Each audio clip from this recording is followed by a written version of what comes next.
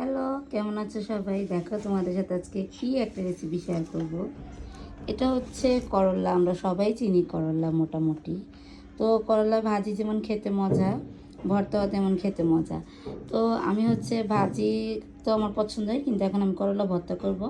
প্রথমে করলাটাকে আমি বেশি করে পানি দিয়ে সিদ্ধ করে নিয়েছি, আর এখন এগুলোর দানাগুলো এখন ফেলে দেব।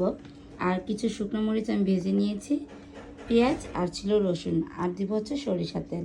তো প্রথমেই আমি প্রত্যেকটা করলা থেকে আমি এভাবে দানাগুলো আলাদা করে রাখছি। দানাগুলো আমি দিব না, কারণ হচ্ছে দানাগুলো সিদ্ধ হয় না সহজে।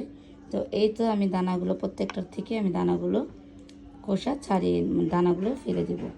প্রত্যেকটা এভাবে দানাগুলো ফেলে দিয়ে তারপরে আমি একে একে এগুলো মিক্স করে নেব। ট্রাস্ট মি, এটা যে এত বেশি টেস্ট, এটা আমি আমার মার থেকে শিখেছি। আমার মা এই ভর্তাটা খুব ভালো আগে বানাতো। তো এই তো আমার প্রত্যেকটা তার হাতের খাবার আমি তেমন পারি না, কিন্তু আমার করলা ভর্তাটা অনেক বেশি ভালো লাগে। আর করলা ভাজি চিংড়ি শুটকি দিয়ে অনেক ভালো লাগে। তো আজকে যেহেতু আমি রান্না করেছি, তেমন কিছু করি নাই, শুধু ডিম ভুনা করেছি, আর তার জন্য পেঁপে আলু ভাজি করেছি, আর তার সাথে করলা ভর্তা করব। তো আমি তোমাদেরকে দেখাচ্ছি কীভাবে আমি সবগুলো মিশ্রণ একসাথে দিব।